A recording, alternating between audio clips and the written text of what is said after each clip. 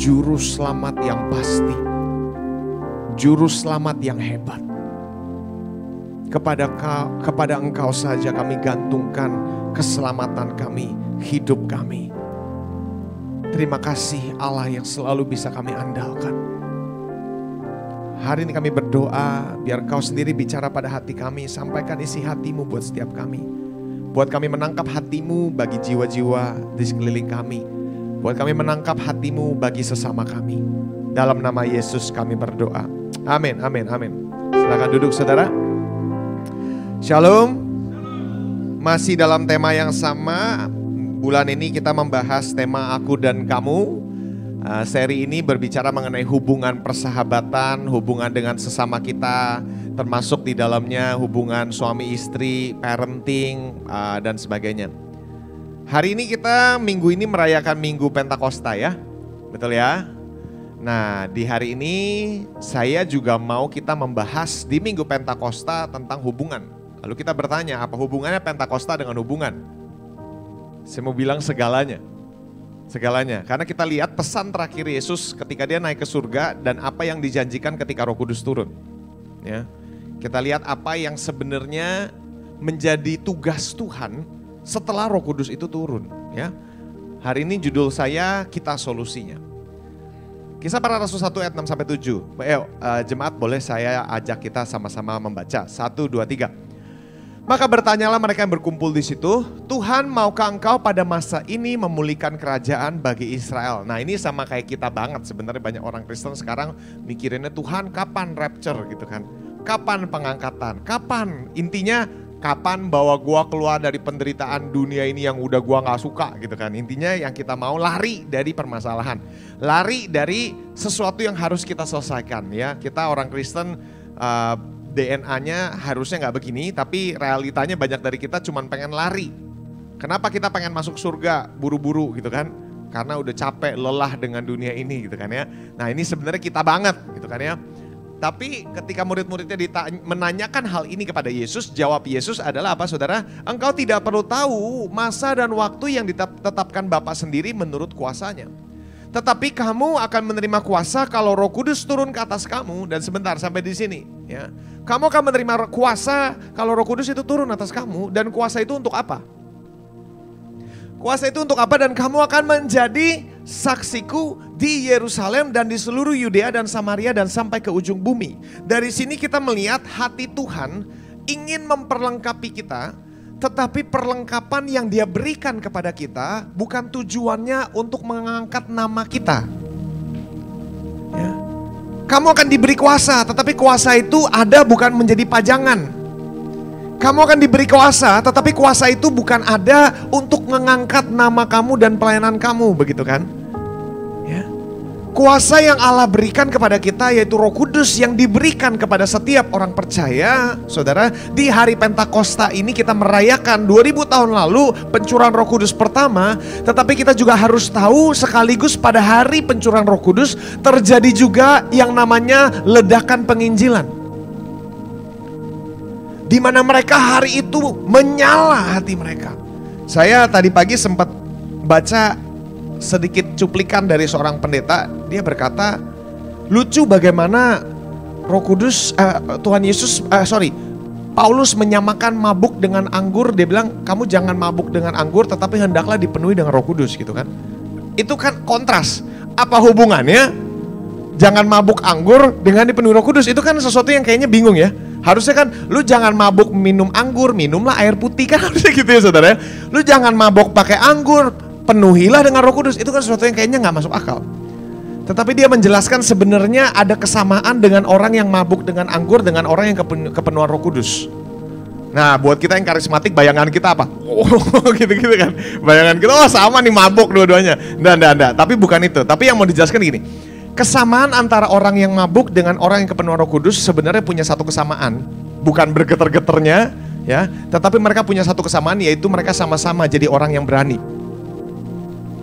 Makanya orang kalau minum, biasanya kalau orang yang introvert mau ngebicara dengan orang yang dia takutin, minum dikit biar agak mabuk, jadi berani ngomong gitu kan.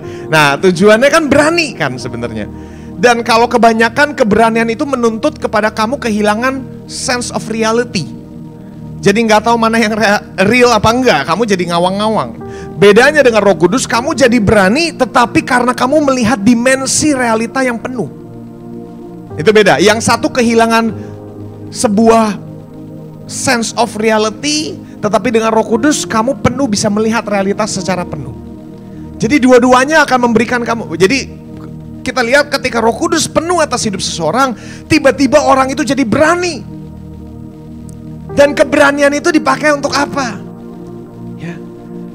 Makanya saya bilang kadang-kadang kita sangat-sangat mengkerdilkan Roh Kudus hanya sebagai sensasi yang kita rasakan di hari Minggu. Tapi Roh Kudus yang diberikan pertama kali tugasnya adalah untuk menjadi saksi. Supaya hidupmu berani dan detik keberanian masuk dalam hidup Petrus, seorang nelayan biasa yang tidak cakap mengajar, tidak cakap berbicara, berdiri di atas meja, berkhotbah. Terjadilah ledakan penginjilan pertama yang kita tahu. Ya. Disitulah saya mau ajak kita merenungkan bahwa berarti sebenarnya hati Tuhan dari semula adalah untuk yang terhilang. Anda ada di sini bukan untuk Anda, tetapi untuk yang terhilang. Kita buat program di gereja, kita buat pengajaran di gereja, tujuannya bukan buat Anda saja, tetapi untuk mereka yang terhilang di luar sana. Saudara paham ya? Kita di sini bukan untuk sekedar berkumpul sampai Tuhan datang, tetapi kita di sini untuk diutus keluar, menginjil, menjadi saksi sampai Tuhan datang. Itu kan tugas kita, betul? Nah saudara, hati Allah dari semula seperti itu. Sekarang pertanyaan saya, siapa sih manusia yang butuh keselamatan sebenarnya? Siapa saja yang membutuhkan keselamatan? Saudara, pada awal penciptaan kita tahu, ini saya sedikit kutip dari pendalaman Alkitab Pastor Jo. Waktu itu Pastor Jo ngajar tentang KPA, saya rasa saya terinspirasi. Jadi saya mau tambahkan sedikit, bahwa ketika pertama kali manusia diciptakan ada dua macam pohon.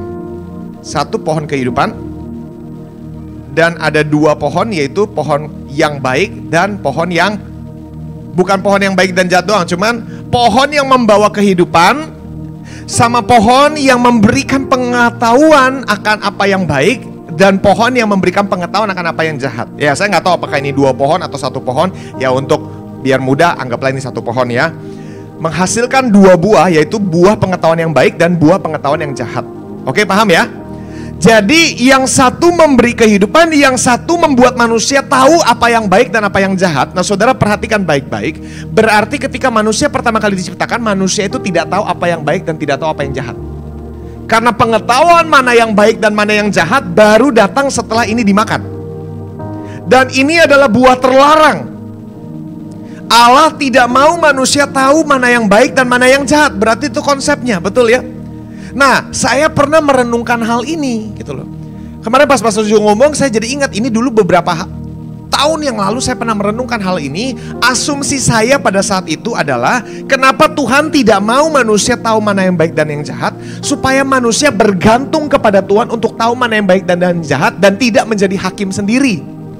Itu baik menurut saya. Itu menurut saya penjelasan yang luar biasa bagi saya pribadi ya. Benar juga, benar juga. Tetapi setelah tadi kemarin Pak Sujo ngomong, saya jadi merenungkan, lalu apa hubungannya dengan pohon ini? Saya berpikir begitu. Kalau memang tujuannya supaya nggak tahu doang, berarti ini nggak ada masuk dalam equationnya. Kan saya jadi berpikir, berarti ada sesuatu yang lain. Ada sesuatu yang lain. Kenapa yang ini boleh dimakan dan ini tidak boleh dimakan? Kita tahu bahwa yang ini memberi kehidupan, dan kita pun tahu melalui kejadian demi kejadian, melalui apa yang terjadi dalam Adam dan Hawa, bahwa pohon ini mendatangkan kematian. Yang ini mendatangkan kehidupan, yang ini mendatangkan kematian. Yang mana yang mendatangkan kematian, saudara? Yang baiknya apa yang jahatnya? Yang mana yang mendatangkan kematian, saudara? Ada dua buah di sini. Buah yang membawa buah pengetahuan yang baik sama buah pengetahuan yang jahat. Saya tanya, yang membawa kematian dari pohon ini yang mana? Berapa banyak yang bilang pengetahuan yang jahat? Berapa banyak yang bilang pengetahuan yang baik? Berapa banyak yang bilang dua-duanya? Saudara, saya jawab, dua-duanya membawa kematian. Karena menurut Tuhan, detik ini dimakan, baik yang jahat maupun yang baik, dua-duanya membawa kematian. Karena hanya satu yang membawa kehidupan, yaitu pohon kehidupan. Celakanya detik manusia makan ini. Kenapa detik manusia makan yang baik dan yang pengetahuan yang baik dan yang jahat? Pertanyaan saya, kenapa? Coba kita renungkan. Kenapa manusia detik mengetahui apa yang baik dan apa yang jahat, dua-duanya mati, mengalami kematian? Saudara pernah berpikir nggak kenapa? Karena saya kasih jawab pengertian begini. Detik manusia tahu apa yang baik dan apa yang jahat, manusia sejak itu selalu berlomba-lomba dan berlari-lari mengejar apa yang menurutnya baik. Yang dikejar apa? Baik, baik, perbuatan baik, perbuatan baik, perbuatan baik, perbuatan baik. Dan kenapa itu salah? Karena perbuatan baik pun menuntun kepada kematian. Sejak hari itu, saudara, kalau Anda renungkan, semua orang berpikir bahwa saya butuh berbuat baik supaya saya bisa masuk surga. Saya butuh perbuatan amal, perbuatan ibadah, perbuatan baik supaya saya bisa mendapatkan pohon kehidupan ini. Tapi Tuhan dari awal menjelaskan bahwa ini dua buah yang berbeda. Yang satu mati karena kejahatannya, tapi banyak orang gak sadar bahwa juga banyak orang yang mati karena kebaikannya. Tim Keller pernah bilang begini, kita ini manusia perlu bertobat bukan hanya atas dosa kita. Sebenarnya yang pertobatan murni adalah bertobat dari mengandalkan diri sendiri untuk menyelamatkan diri sendiri. Kita ini perlu bertobat dari pemikiran bahwa saya bisa menyelamatkan diri saya dengan perbuatan baik saya. We need to repent for trying, untuk mencoba mencapai keselamatan melalui diri kita masing-masing. Itu pertobatan yang harus kita kerjakan sebenarnya. Karena keduanya membawa kematian. Nah saudara, saya mau bilang, karena itu sejak manusia jatuh, manusia yang paling baik pun tetap butuh keselamatan. Saudara, saya mau bilang ini ironis. Karena kita pengennya mengejar yang baik, dan dari situ muncul, karena gini, kalau ada yang baik pasti harus ada yang jahat. Kalau Anda merasa dirimu baik, berarti pemikiran bahwa dirimu baik itu harus dibandingkan dengan orang yang tidak sebaik kamu. Betul gak sih saudara? Dari situ manusia jadi berlomba-lomba mengejar siapa yang lebih hebat, siapa yang lebih baik, siapa yang lebih kudus, siapa yang lebih rohani, ya kan? Itu apa sih? Mengejar kebaikan semuanya. Padahal Tuhan bilang, lu udah bertobat, kenapa masih makan dari pohon itu? Mulai makan dari pohon ini. Bukan tentang apa yang baik dan apa yang jahat. Pertanyaannya, apakah itu membawa kehidupan atau tidak? Saudara, nah ini masalahnya, semua kita dari lahir punya mindset yang kita kejar bukan kehidupan tapi perbuatan baik. Dan kalau kita mau renungkan, begitu banyak program gereja dan pemikiran kepercayaan di gereja yang sebenarnya disusupi oleh pemikiran perbuatan baik. Kalau kita telanjangi semua program gereja, pertanyaan saya, apakah itu program yang membawa kehidupan atau program yang membuat kita terlihat seperti orang baik? Apakah berarti kita nggak boleh berbuat perbuatan baik? Nggak masalah. Perbuatan baik, kamu diciptakan untuk melakukan perbuatan-perbuatan baik. Hanya kita mesti tahu perbuatan baik tidak membawa kehidupan. Tidak membawa kehidupan. Jangan kamu berpikir perbuatan baikmu bisa membayar tiketmu ke sana. Nggak bisa. Ya.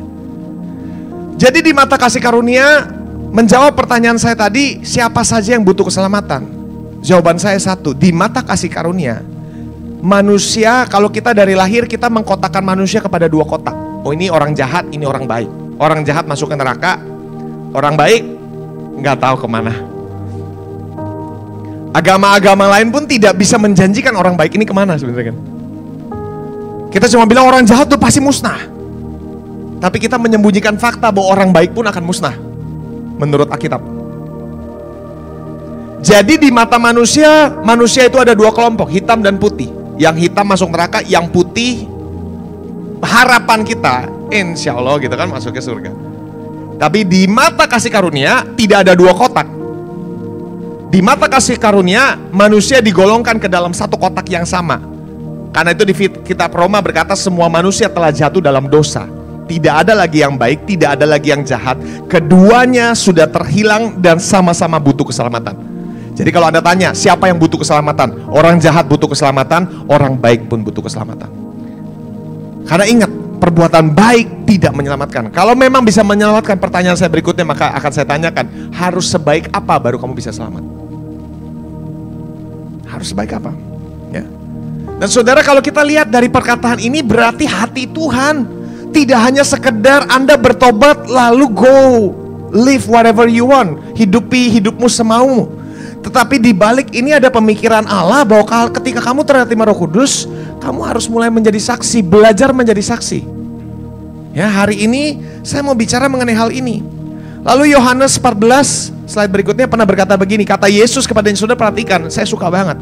Ketika Yesus melihat berbondong-bondong orang datang kepadanya mencari kesembuhan, pengen lihat dia, pengen dengar dia, pengen bersentuhan dengan dia, melihat jutaan orang-orang yang ngikutin dia, yang muncul di hati dia adalah perkataan ini. Kata Yesus kepadanya, sorry, ini salah, mana ya ayatnya? Sebelumnya. Nah, melihat orang banyak, tergeraklah hati Yesus oleh belas kasihan kepada mereka, karena mereka lelah dan terlantar seperti domba yang tidak bergembala. Melihat jiwa-jiwa terhilang, hati Yesus berkata, saya sedih karena melihat mereka terlantar, menderita seperti domba yang tidak punya gembala. Dan saya bilang ini berbeda sekali dengan apa yang orang Kristen rasakan ketika melihat orang dunia foya-foya. Ketika kita orang Kristen melihat orang dunia makin moralnya makin hancur, kita responnya bukan belas kasih tapi gini. Ya nggak, ayo jujur ya, termasuk saya juga mungkin. Yang muncul bukan lagi belas kasihan karena melihat mereka terhilang, terluka dan tidak memiliki gembala, tetapi kita orang Kristen sudah mulai, aduh. Nah saudara, saya berdoa supaya kita semua hari ini khotbah saya mungkin akan terdengar seperti memaksa, tapi enggak, saya enggak maksa tapi dorong. Ya, enggak. Tapi sebenarnya untuk saya sendiri, ini sebenarnya templakan untuk saya pribadi. Ya nanti saya akan ceritakan pengalaman pribadi saya dan sebagainya, apa yang terjadi. Tapi saudara mesti sadari bahwa kekristenanmu tidak untuk kamu doang. Ya. Melihat jiwa yang terhilang harus muncul di hati kita belas kasihan. Saudara mesti ingat baik-baik. Iman memang adalah perkara pribadi, tetapi iman bukan perkara privasi. Ya, iman personal. Tetapi iman bukan bersifat privacy. Ya, bukan bersifat private. Artinya gini, memang iman itu personal, pilihan orang masing-masing, keputusan orang masing-masing. Tetapi iman itu tidak untuk disimpan dirimu sendiri sebenarnya. Memang orang bilang iman gue, betul. Iman itu sifatnya personal, pilihan masing-masing. Tetapi iman itu tidak bersifat private gitu loh, buat saya sendiri aja, enggak. Iman yang Anda punya sebenarnya ada untuk dibagi. Perkara mereka terima atau tidak imanmu itu perkara dia dan Tuhan, bukan urusan kamu. Tapi tugas kita adalah menjadi saksi.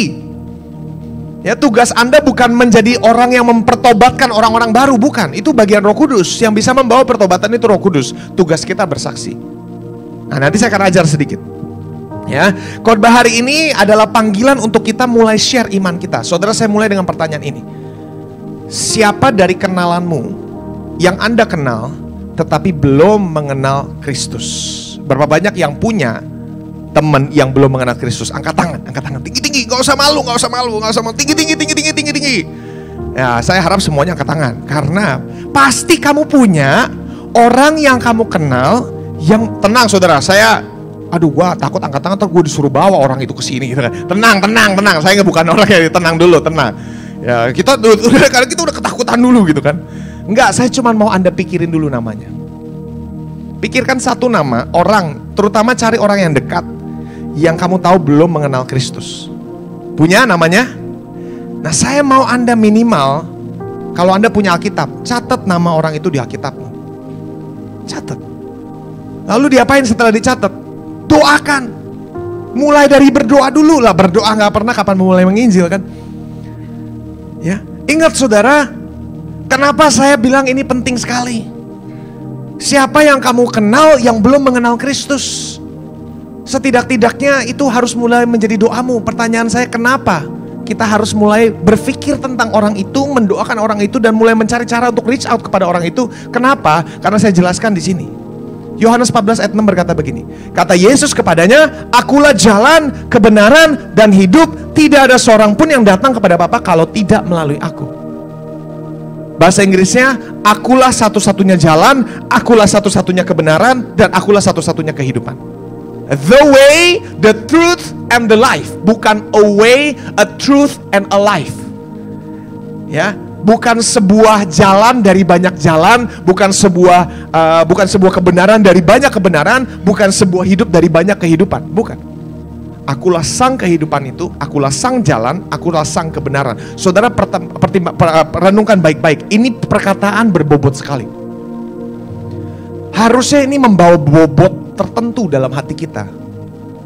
Karena kita sebagai orang Kristen mempercayai hanya ada satu jalan menuju keselamatan, tidak ada banyak jalan.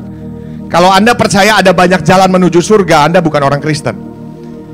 Karena Yesus nggak bilang begitu. Ada banyak jalan menuju Tuhan, nggak ada. Hanya satu jalan menuju Tuhan. Ya, nggak ada banyak jalan menuju surga. Kita orang Kristen hanya percaya, cuman ada satu jalan menuju surga, betul? Setuju ya saudara? Ya, setuju dong kita semua. Hanya ada satu jalan. Kalau enggak berarti kamu bukan iman Kristen sebenarnya. Iman Kristen berkata hanya ada satu jalan menuju surga, yaitu Kristus Yesus. Dan sekarang coba renungkan.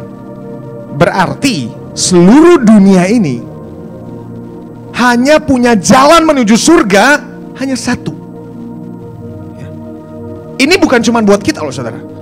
Kita percaya dari hati kita yang terdalam. Literally kata-kata Yesus ini adalah kebenaran yang kita pegang. Artinya apa? Hanya ada satu jalan bagi seluruh umat manusia di dunia ini. Gak peduli agama lu apa, kepercayaan lu apa. Tetapi ini yang kita percaya. Tidak peduli agama kamu apa, tidak peduli kepercayaan kamu apa. Tetapi jalan menuju surga hanya ada satu, Yesus Kristus. Betul? Coba renungkan. Kamu tahu jalannya, kamu punya jalannya, tapi kamu gak pernah berani bagi jalanmu. Coba misalnya, kita semua di sini menderita kelaparan. Lalu saya tahu satu tempat yang makanannya berlimpahnya luar biasa dan gak pernah habis.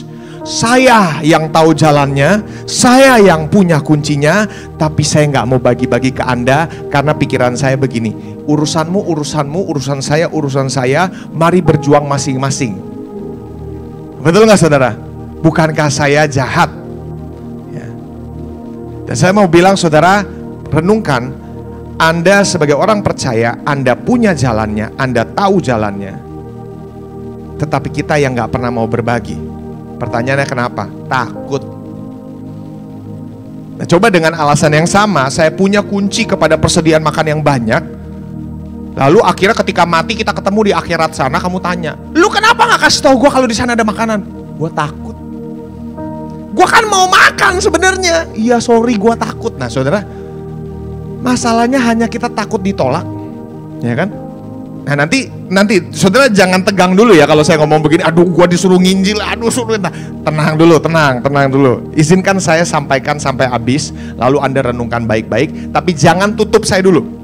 Jangan tutup saya di pikiranmu. Jangan, udahlah ini khotbah gue gak mau dengerin. Gue maunya yang kayak kemarin tentang hubungan, pacaran tuh gue suka. Nah hari ini gue gak mau. Tapi saudara, ini juga tentang hubungan. Ya, jangan tutup saya dulu, dengarkan saya sampai akhir. Ya, hanya ada satu jalan menuju surga dan kita yang punya jalannya. Balik lagi pertanyaan saya, siapa yang kamu kenal yang belum mengenal Kristus, yang harusnya kita mulai kenalkan Kristus kepada dirinya? Oke? Ya. Nah, saudara, Yesus pernah berkata demikian. Slide berikutnya, tolong. Ini katanya kepada mereka, tuaian memang banyak, tetapi pekerja sedikit. Karena itu mintalah kepada Tuhan yang mempunyai tuaian supaya Ia mengirimkan pekerja-pekerja untuk tuaian itu. Saudara, ini perkataan yang luar biasa. Dan hari ini saya mau ajak kita membagi perkataan Yesus ini dengan jelas. Kita breakdown perkataan Yesus, oke? Ya, Anda baca sekali lagi yuk, sama-sama 1, 2, 3. Katanya kepada mereka, tuaian memang banyak tetapi pekerja sedikit. Karena itu mintalah kepada Tuhan yang mempunyai tuaian supaya Ia mengirimkan pekerja-pekerja untuk tuaian itu. Nah, dari ayat ini saya mau bahas mengenai 3 hal. Oke, yang pertama, slide berikutnya tolong. Kayaknya rusak. Yang pertama, tuaian bukan masalahnya. Oke, saya mau bilang surga punya masalah. Dari ayat yang tadi kita baca, slide-nya tolong kan sebelumnya. Nah, oke. Ya, dari ayat yang kita baca, mana ya? Nah, Tom jangan main-main. Gua aja. Oke. Dari ayat yang kita baca, saudara, kita menyadari bahwa surga punya masalah, kerajaan Allah punya masalah. Tapi masalah kerajaan Allah bukan pada tuaiannya. Karena kita baca tadi, tuaian sudah menguning dan banyak. Ya, di ayat Matius kalau nggak salah atau di Yohanes berkata tuaian sudah menguning, ladang sudah menguning, siap untuk dituai. Itu kan lagu yang kita suka nyanyikan kan, ladang sudah menguning, siap untuk dituai.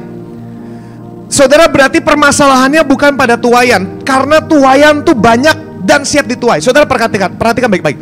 Tuaian itu kan ada yang matang, ada yang tidak matang. Yang belum matang belum waktunya dituai, betul ya?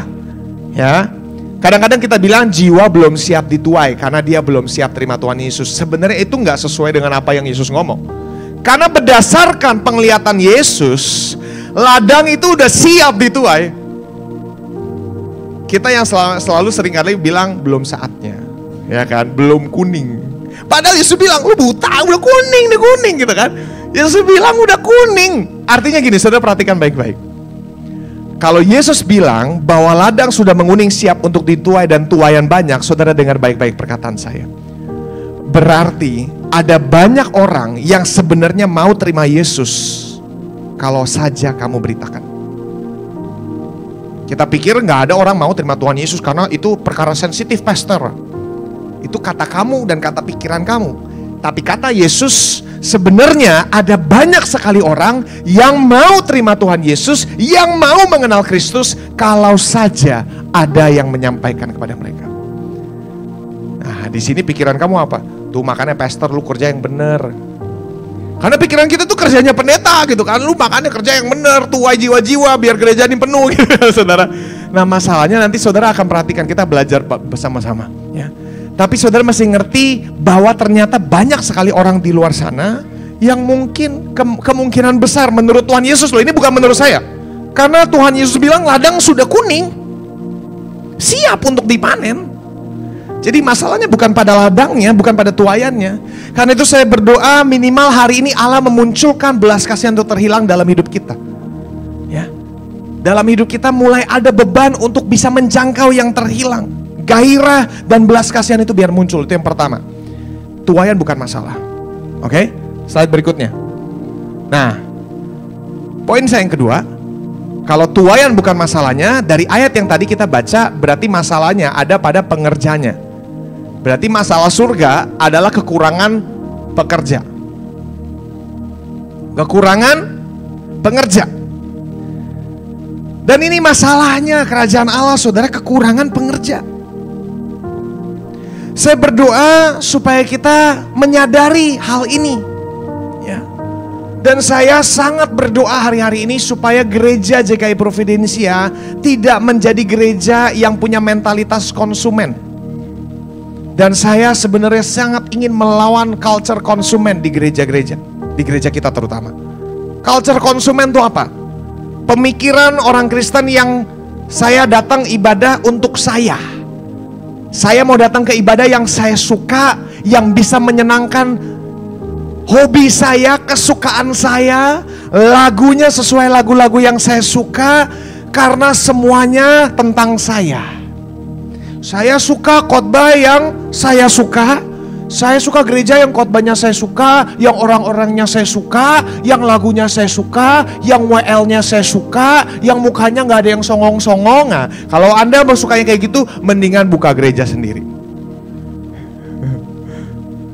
Saudara, itu culture konsumen. Saya datang ke tempat ini, pengajaran minggu ini gak bagus. Ini because kita pikirnya apa? It's all about me. Saya mau datang ke gereja. Tadi gue datang, Asher gak nyambut gue, dia lagi nyanyi, kurang ajar. Nah, mungkin begitu. Nah, itu pemikiran konsumen. Kita di sini untuk kita. Saya di sini untuk saya. Gak ada yang puji saya hari ini. Gitu. Pemikirannya ada tentang kita. Kira lagu jadi Inggris nih, kenapa jadi lagu Inggris nih? Ini bukan gereja Indonesia nih, gitu. Karena it's all about us. Dan saudara, saya mau bilang, ayo lawan culture ini. Anda di sini bukan untuk Anda, tetapi Anda ada di sini untuk mereka yang belum ada di sini sebenarnya kan. Ya toh? Sepakat ya saudara ya? Sepakat ya? Karena itu ayo mulai bergerak. Dan saudara, saya mau bilang, riset membuktikan 90% orang Indonesia generasi muda, ya ini baru generasi muda sih, saya nggak tahu kalau generasi tua dan sebagainya. 90% orang Indonesia tidak pernah diundang ke gereja secara langsung. 90% loh. Artinya mereka tahu tentang gereja ngelihat dari Instagram, dari story kita, dari ucapan omongan-omongan, tetapi tidak pernah ada undangan langsung yang datang kepada telinga mereka. Datang yuk ke gereja saya. Datang yuk. Minggu ini kamu kemana? Datang yuk, ikut yuk. Mereka nggak pernah diundang. Jadi berarti saya bilang 90% orang di Tanah Merah ini nggak pernah diajak. Ini survei loh, ya kan? Orang Indonesia, mungkin kalau di Tanah Merah udah banyak, ya berarti di luar sana yang kurang gitu kan ya. Mungkin gitu kan, tapi 90% itu kan berarti persentase yang besar sekali orang tidak pernah diundang ke gereja. Padahal ketika diwawancara sebenarnya banyak dari mereka ingin loh ke gereja, tapi nggak pernah diundang. Nah ini kan bukankah itu jadi tugas kita saudara? Ya. Nah ini sejalan dengan Roma 10 ayat 13-15 berkata begini saudara. Yuk baca sama-sama ya. 1, 2, 3. Sebab barang siapa berseru kepada nama Tuhan akan diselamatkan. Sebentar, jadi keselamatan itu mudah. Karena siapapun yang berseru kepada nama Tuhan akan diselamatkan. Sederhana kan? Ayat ini gak tulis karena barang siapa yang sudah baca kitab sekali bisa berbahasa roh, lalu bisa berkhotbah, bisa bersaksi akan diselamatkan. Gak ribet, kita yang ribet. Firman Tuhan berkata siapa yang berseru kepada nama Tuhan akan diselamatkan. Simple, sederhana.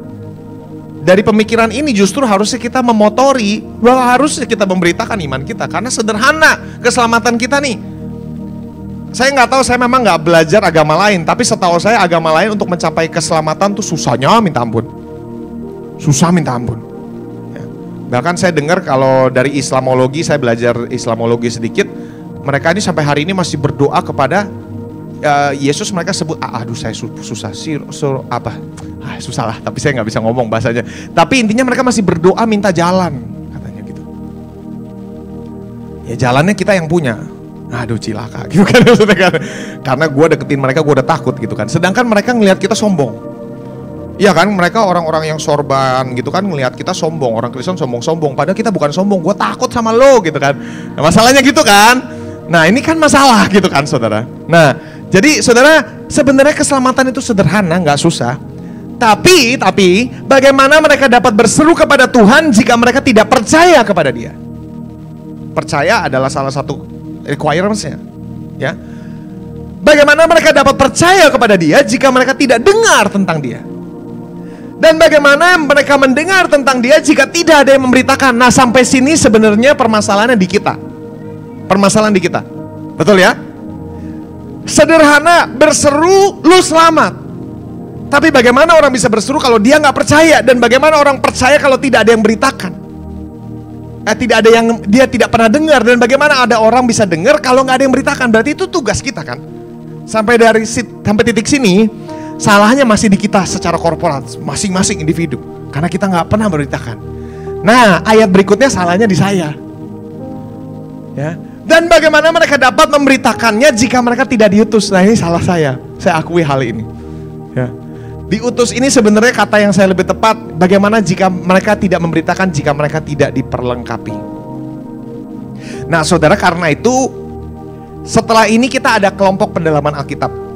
Dan di kelompok pendalaman Alkitab ini saya sudah minta sama Pastor Joe waktu di bulan ini saya akan perlengkapi jemaat, termasuk anak youth. Kemarin yang daftar anak youth juga banyak sekali. Karena saya mau ajar dari yang tua sampai yang muda, bagaimana menginjil dengan efektif dalam waktu 30 menit. Dan saya pastikan penginjilanmu gak akan ditolak.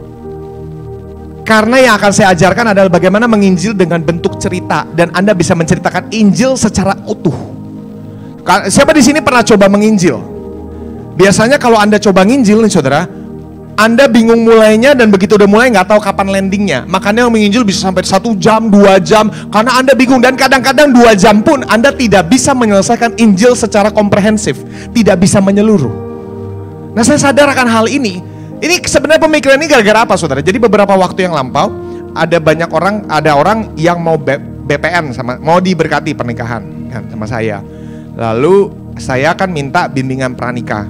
Nah, setelah bimbingan pranikah, baru pertama kali saya sadar, oh ini kayaknya pacar lu bukan orang Kristen ya. Setelah gue ngomong kayak pacar lu bukan orang Kristen gitu. Iya, pacar gue agnostik, nggak percaya Tuhan dan nggak suka sama Kristen. Lu bilang dari awal gitu maksud saya kan. Lalu dia minta, kok bisa nggak lu injilin? Tadinya saya sebenarnya sudah berpikir, ya itu urusan dia. Tapi tiba-tiba saya sadar, kenapa nggak gua ambil nih kesempatan gitu kan. Lalu saya ambil waktu sebelum bertemu dia, saya berdoa, saya pikirin baik-baik bagaimana ini saya bisa menyusun Injil secara komprehensif dalam waktu 30 menit. Karena kalau kelamaan orang juga udah, aduh buruan dong lu ngomong, gua udah capek gitu kan.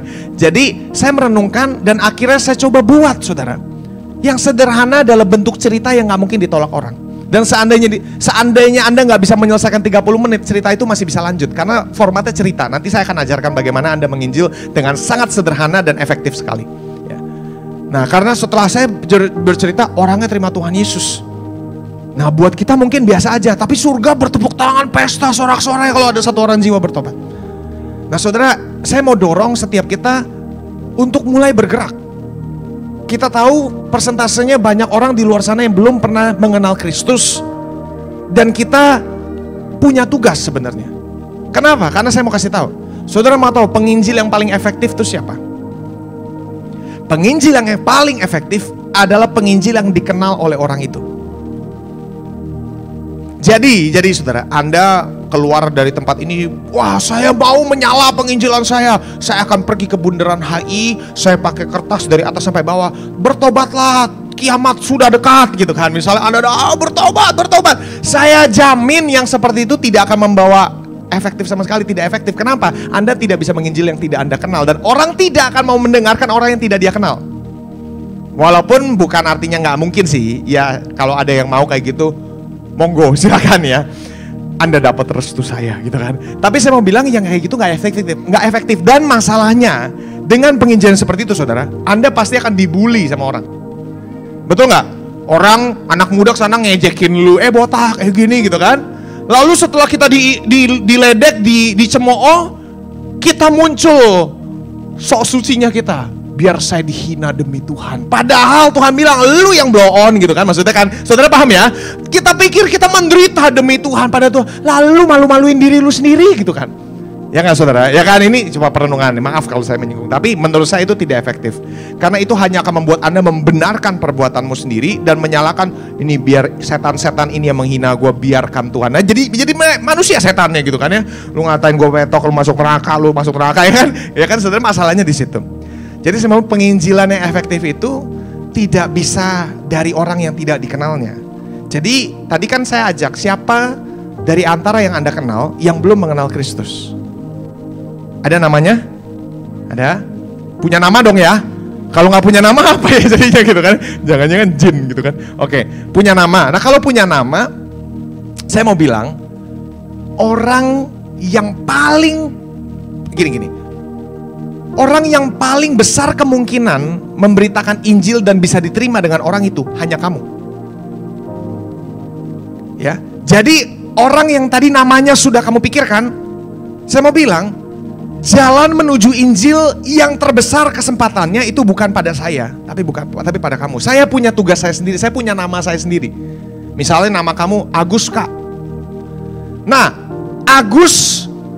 kesempatan Agus bertobat lebih besar di tangan kamu daripada di tangan saya. Saya bisa pastikan itu ya. Atau minimal kalau Anda nggak berani, bawa ke gereja, biar dia mengenal Kristus. Ajak gitu loh ya. Jangan Anda paksa-paksa, oh ini jangan-jangan ini khotbah kristenisasi. Saudara, kristenisasi itu beda. Kristenisasi itu artinya memaksakan imanmu pada iman orang lain ya. Yang disebut kristenisasi yang beberapa waktu yang lalu sempat tren itu gara-gara ada orang yang, ayo semuanya main air yuk, ayo main air. Dalam hitungan ketiga kita nyelam sama-sama ya. 1, 2, 3 dalam nama Yesus, labuh gitu. Begitu. Wah, semuanya udah dibaptis ya. Itu kristenisasi saudara. Dan banyak loh orang Kristen yang kayak gitu, ada loh saudara. Ada. Dibilang baptisan massal, padahal diajak berenang. Semuanya dibayarin orang-orang yang di pinggir jalan, dibayarin untuk bisa masuk ke gelanggang renang. Ayo teman-teman kita main air ya. Dalam hitungan ketiga nyelam. Nah itu kristenisasi. Karena tanpa ada dasar apa-apa orang tiba-tiba disuruh terima dalam nama Yesus. Itu mah aneh menurut saya. Karena tidak akan ada dasarnya. Nah itu Kristenis itu memaksakan, dan itu menurut saya sangat tidak menghormati agama lain. Berbeda dengan memberitakan Injil. Saudara, berbeda dengan memberitakan Injil. Ya, paham sampai di sini ya? Jadi penginjilan paling efektif adalah kamu. Ya, saudara baca Matius 5 ayat 13, saya suka banget ayat ini. Yesus bilang ya, biar saya kasih tahu kamu kenapa sekarang kamu ada di sini, kata Yesus. Ya, saya anggaplah ini Yesus yang berbicara kepada Anda di tempat ini. Biar saya kasih tahu kamu kenapa alasan kamu semua berkumpul di hari Minggu pagi di sini sekarang. Saudara mau tahu alasanmu kenapa ada di sini? Ini penjelasan Yesus. Kamu ada di sini untuk menjadi garam yang membawa keluar rasa Allah kepada dunia ini sebenarnya. Bukan dari salah terjemahan. Ya. Kamu ada di sini untuk menjadi garam yang membawa keluar rasa Allah kepada dunia ini. Jika kamu kehilangan asinmu, bagaimana orang bisa mengecap Allah dari hidupmu? Jika kamu kehilangan kegunaanmu, kamu akan berakhir pada tempat sampah. Ini bukan artinya kamu masuk neraka, tapi jadi nggak ada gunanya sebenarnya. Ya, terus berikutnya. Atau dengan kata lain, kata Yesus, kamu di sini untuk menjadi terang, membawa keluar warna Allah di dalam dunia ini. Saudara perhatikan baik-baik, ini kata Yesus. Allah bukan rahasia yang harus kamu simpan, tetapi kita akan go public. Sama-sama katakan go public. Go public ini terang-terangan. Jangan malu sama iman kamu, kata Tuhan. Jangan malu. Aku aja gak malu, kata Tuhan gitu kan. Terus kita akan terang-terangan dengan ini, seterang-terangan seperti kota di atas bukit. Menurut saya ini ayat yang keren banget, saudara. Imanmu bukan sebuah rahasia yang harus Anda simpan dan Anda bawa ke kuburanmu. Imanmu adalah sebuah kunci dan jalan yang harus Anda bagi. Yang mengerti katakan amin. Masuk kepada poin yang terakhir. Masih lagi. Sorry. Ini ayat 16 ya. Aku menaruh kamu pada tempat tinggi yang terlihat, dan karena aku meletakkan kamu pada posisi tinggi seperti lampu, bersinarlah, kata Tuhan. Bersinarlah. Dengan hiduplah terbuka, bermurah hatilah menghidupi hidupmu. Dengan membuka hidupmu bagi sesama, kamu akan membuka hidup orang bagi Allah kita Bapa di surga yang sangat murah hati. Ya memang penginjilan itu dimulai dengan gaya hidup dulu, betul. Karena saya selalu kok ngomong begitu. Tapi masalahnya banyak dari kita termasuk saya jadi tidak menginjil karena alasan hanya dengan gaya hidup saja. Gaya hidup itu penting, saya nggak bilang itu penting. Nggak penting, itu penting, itu dasar. Tetapi berikutnya tetap harus ada penyampaian Injil yang efektif kepada mereka, toh? Ya. Kan harus ada yang beritakan, gitu kan? Harus ada yang beritakan. Ya. Saya tutup dengan poin yang terakhir. Surga punya masalah, dan masalahnya bukan pada tuayan, tapi masalahnya pada pengerja. Dan saya mau bilang, kita bisa jadi solusinya. Anda bisa jadi solusi yang surga butuhkan. Kamu. Bilang kanan kiri, kamu. Inilah aku, utuslah aku. Jangan sebaliknya, inilah aku, utuslah dia. Kita bisa jadi solusinya. Minimal saudara, kalau Anda nggak ikut saya punya KPA setelah ini, sebentar kok KPA-nya nggak lama, hari ini khotbahnya juga udah mau selesai. Minimal Anda mulai berdoa buat mereka. Berdoa itu penting. Atau minimal ajak ke gereja. Tapi saya berharap, sekali lagi saudara, Anda boleh melimpahkan tanggung jawab itu kepada orang lain. Tetapi sebenarnya kesempatan terbesar itu ada pada tanganmu, bukan pada tangan orang lain. Ya.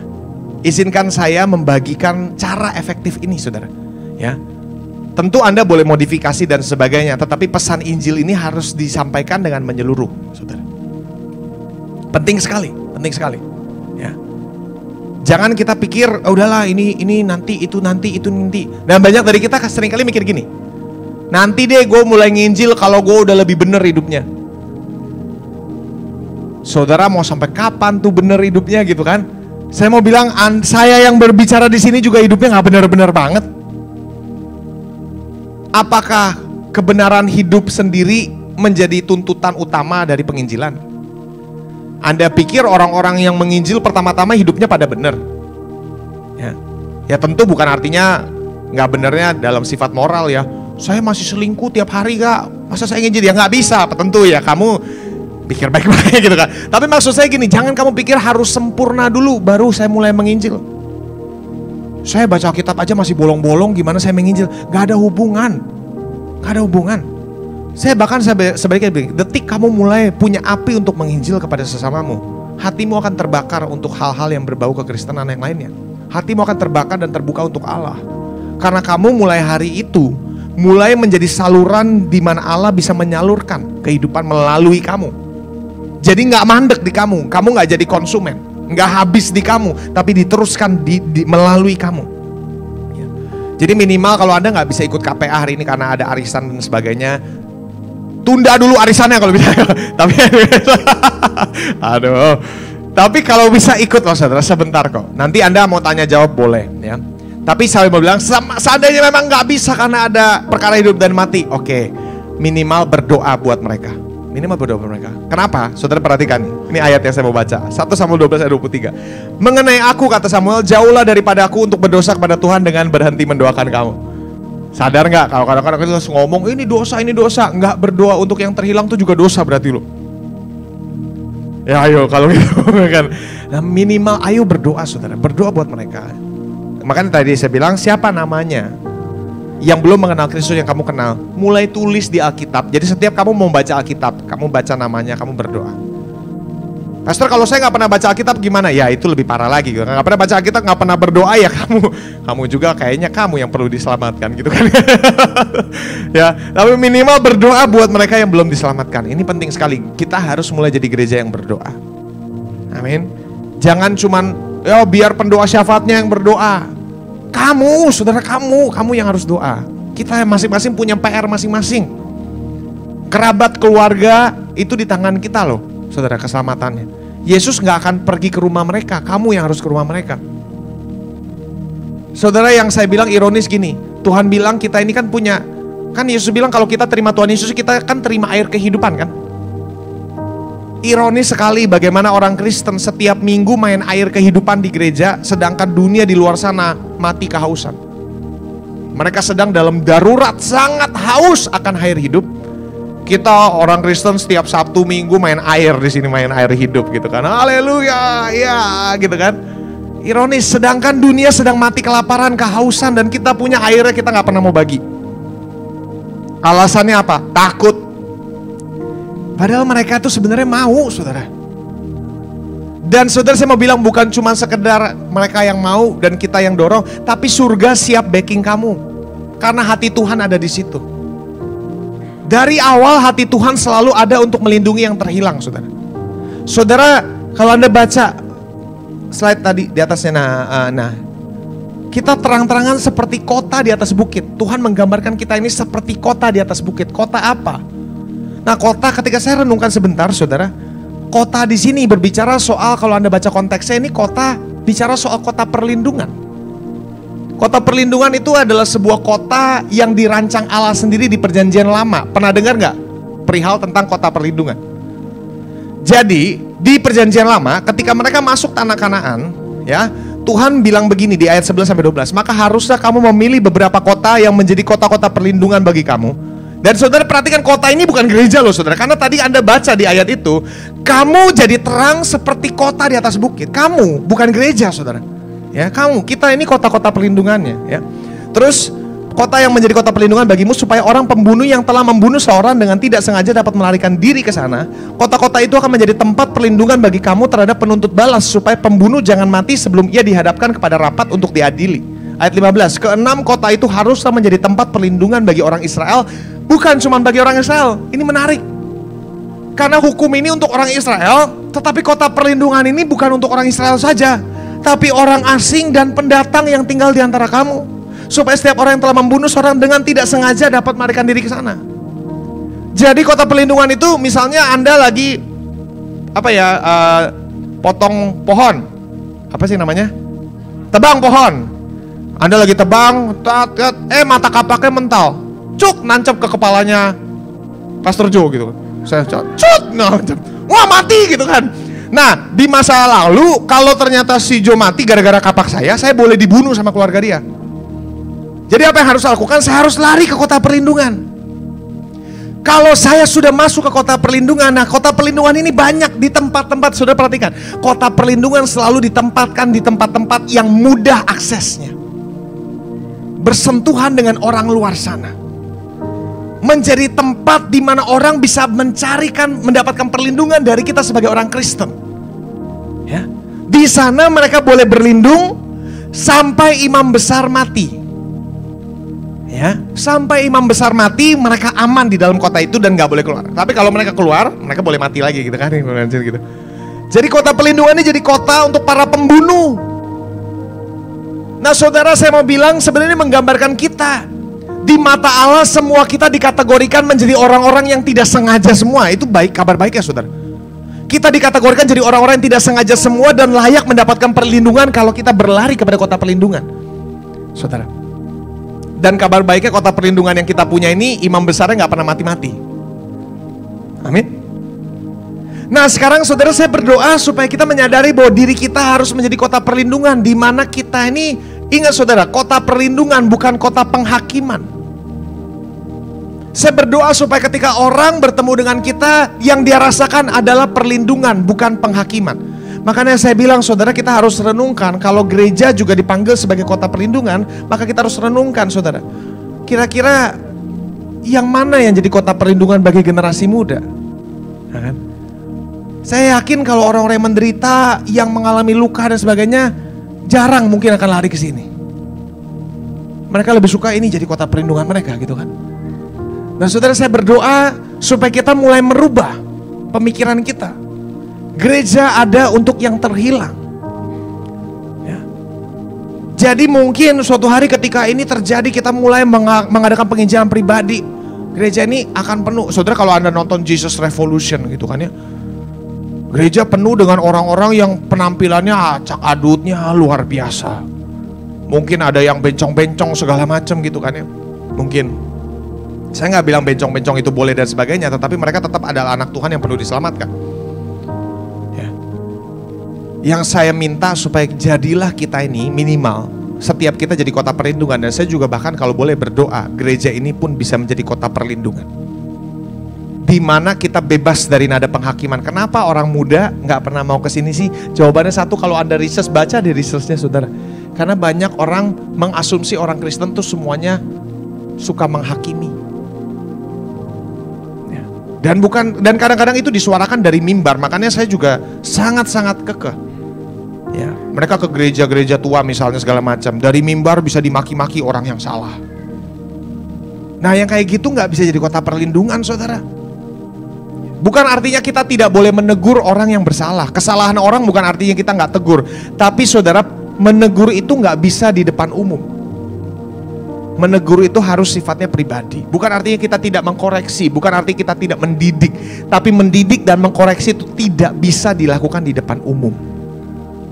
Kalau kamu mendidik dan mengkoreksi di depan umum, kamu bukan sedang mengkoreksi atau mendidik, kamu sedang mempermalukan.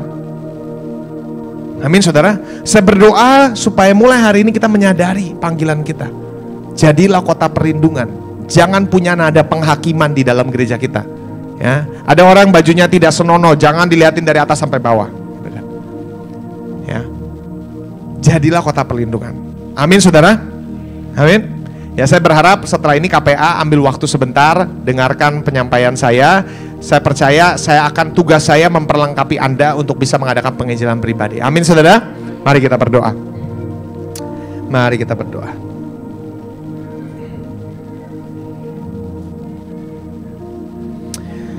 Bapak, terima kasih hari ini kami sudah menangkap apa yang menjadi isi hati-Mu. Di hari Pentakosta ini kami menyadari bahwa kami dipanggil untuk menjadi saksi Kristus kepada sesama kami. Dan kamilah pintu penginjilan yang paling efektif bagi orang-orang tertentu dalam hidup kami yang belum mengenal Kristus. Dan kami mau menjadikan itu sebuah doa kami. Kami mau mulai doakan orang tersebut. Mari saudara, saya mau ajak Anda mulai doakan orang yang namanya tadi Anda sudah pikirkan, yang Anda sudah sebut dalam pikiranmu, yang belum mengenal Kristus, ya, yang belum mengenal Kristus. Bapak, kami berdoa, beri kami belas kasihan untuk bisa menangkap hati-Mu bagi dia.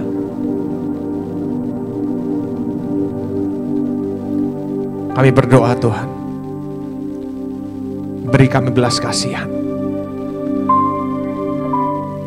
Saudara, kalau Anda punya namanya, saya mau Anda mulai berdoa begini sama Tuhan.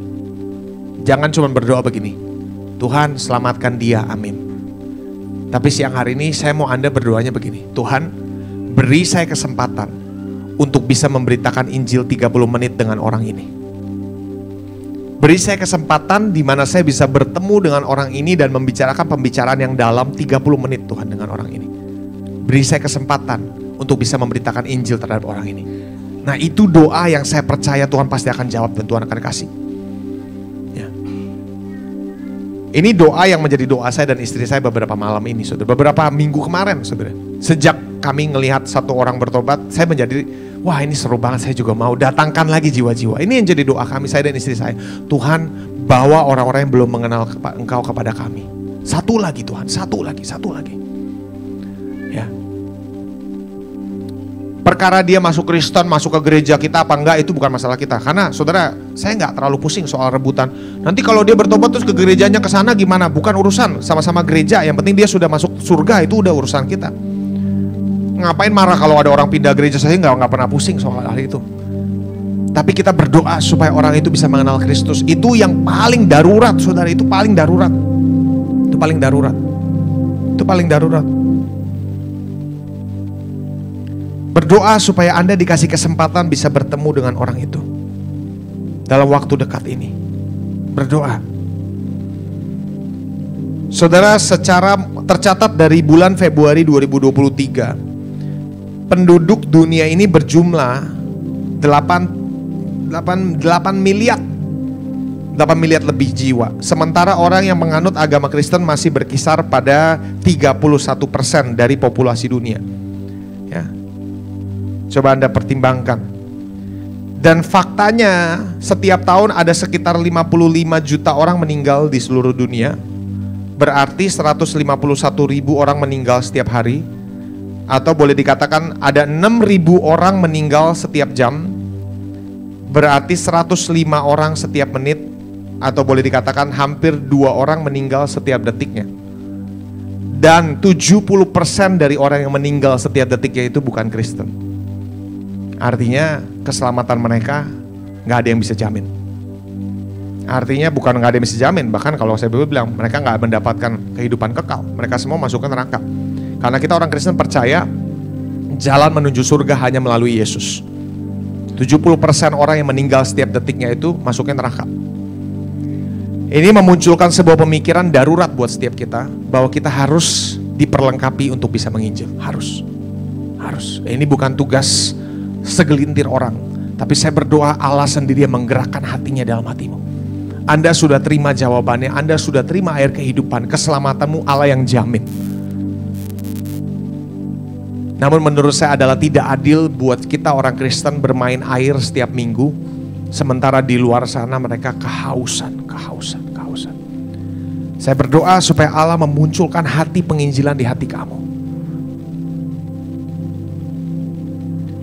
Mari saudara, saya jemput Anda bangkit berdiri. Ku jawab ya.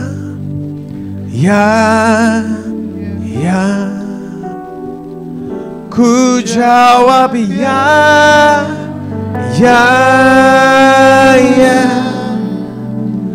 Ku jawab ya Tuhan. Ku jawab ya Tuhan.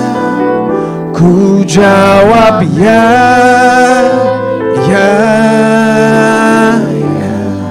Saudara, saya mau bilang, jangan pemikiran saat ini pemikiranmu langsung muncul. Saya bukan orang yang kudus, saya bukan orang yang rohani.